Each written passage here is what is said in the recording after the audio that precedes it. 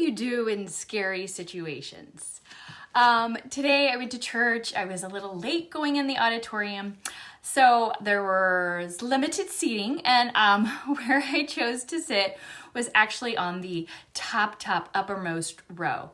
In our church, we have like stadium seating. The floor kind of slopes going down towards the stage. And then we also have these like tiered seats that go up quite high.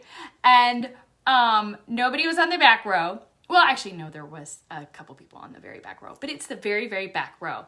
And the way it is in there, there's like nothing in front of you, like the seats are lower than you.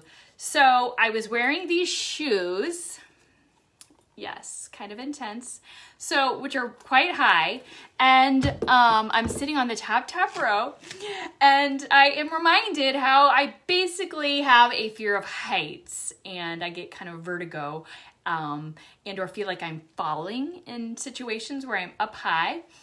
And so I go up there and I'm standing there and I want to worship and I want to enter into worship, right? But I'm having this feeling of, it's scary.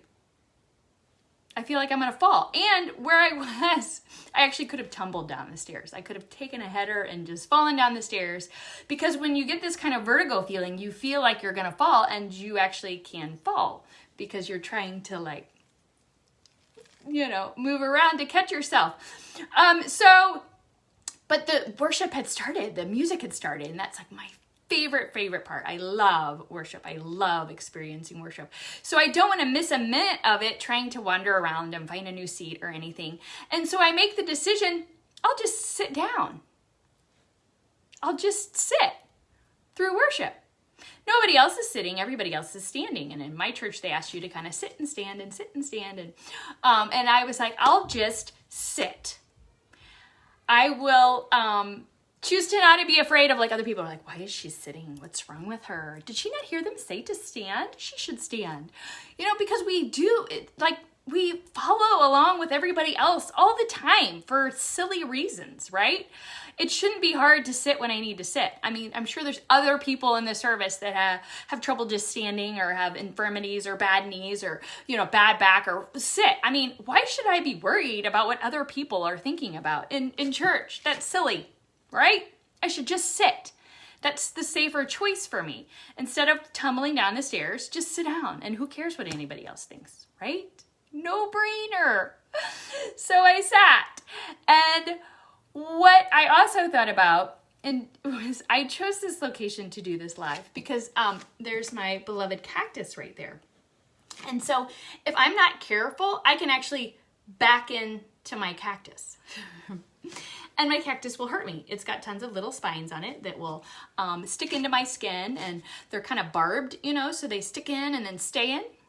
And so just go somewhere else. Like, the solutions to both my issues of like, let's not run into the cactus. Let's not wear tall shoes that you have trouble standing in high places in, right? Just make some changes. Don't stand by the cactus. Don't sit on the top row if you're afraid of heights. And I realize that often though I make choices like standing by that, right? We do things in life that aren't that smart. I shouldn't have sat on the top row. Will I sit on the top row again? I might, because there's something in me that likes to kind of push that limit. Oh, you don't want me to sit on the top row? Oh, you don't think I should run into the cactus? Let's get as close as possible, right? I'm trying to work on these things that in me, there's this rebellious kind of like, I'll sit down because I want to sit down. Who are you to say I should stand up and sit down? And, I have this, I don't know. I want to be more obedient to God, right? I want to just follow him. I want to listen to him. But I also want to be willing to do whatever he wants me to do. If he says stand up or sit down, I need to stand up or sit down. So I chose this book, Jesus Lives, Seeing His Love in Your Life. It's by Sarah Young. It's like this little devotional. And I opened to this page earlier today. It says, as you center your attention on me. And so the way she's written these books is so that it's Jesus directly talking to you. So you're supposed to read it thinking like, okay, God's like, Jesus is directly saying these things to you, which is a great, cool. So, as you center your attention on me, resting in the rarefied air of my presence, I bless you with my peace. Though you are just a jar of clay, I fill you with my treasure, the light of the knowledge of my glory. This divine light fills you to the brim, making you complete. It also transforms you bit by bit into the masterpiece I designed you to be. Perseverance must finish its work so that you may be mature and complete, not lacking anything. James 1:4.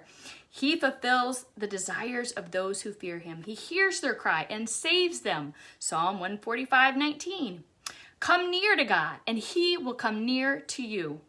For God said, let light shine out of darkness, made his light shine in your hearts to give us the light of the knowledge of the glory of God in the face of Christ. But we have this treasure in jars of clay to show that this all-surpassing power is from God and not from us. So He's doing a work in us to make us mature and complete, not lacking anything. I can rest in God going, okay, God, you're wanting to work through these things with me. You're wanting me to root out the things that don't serve me, that aren't good for me, the things I shouldn't be doing. You're helping point and highlight these out, and you'll be with me. You'll be with me in my fear of heights. You'll be with me when I'm by the cactus and might get hurt.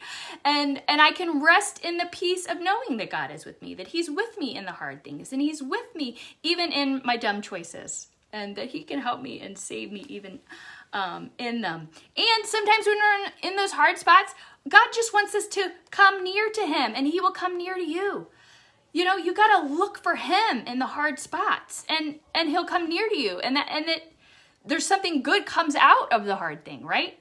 So Lord, we just ask that you be with us. You ask us to make wise choices, healthy choices, smart choices, safe choices. And we ask that you be with us in no matter what situation we find ourselves in, Lord. But give us guidance and comfort. And Lord, help us to just draw near to you in every situation. In your name we pray. Amen.